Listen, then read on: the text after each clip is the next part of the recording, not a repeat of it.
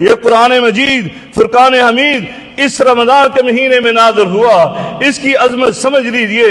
اللہ رب العالمین سید الملائکہ کو اس رمضان کی راتوں میں ہر رات میں دنیا میں بھیجتے تھے، اور وہ ہر رات میں آتے تھے، میرے اور آپ کے ہادی و رہنما جناب محمد رسول اللہ صلی اللہ علیہ وسلم سے ملاقات کرتے تھے، اور پھر اس قرآن کا دور کیا کرتے تھے۔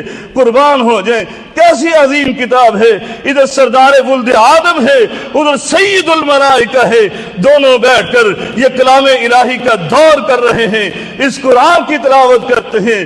دوستو اور بھائیو، آؤ آج رمضان کی ان مبارک ساعتوں میں، ان مبارک گھڑیوں اور لمحات میں، رات کے پہروں میں اس قرآن کی تلاوت کیجئے، اس قرآن کو پڑھیے۔ لیکن قرآن کو کیسے پڑھنا ہے؟ قرآن کو سمجھ کر پڑھنا ہے، کیونکہ اللہ رب العالمین قرآن مجید فرقان حمید میں خود ارشاد فرماتا ہے، کتاب انزلناہ الیک، ہم نے یہ کتاب آپ کی طرف نازل کی ہے، مبارکن، یہ برکت کا سرچشمہ ہے۔ جو بھی برکت حاصل کرنا چاہتا ہے، اپنی زندگی میں برکت حاصل کرنا چاہتا ہے، وہ قرآن سے دل لگائے۔ جو برکت حاصل کرنا چاہتے اپنی اولاد میں، وہ قرآن کی طرف رجوع کرے۔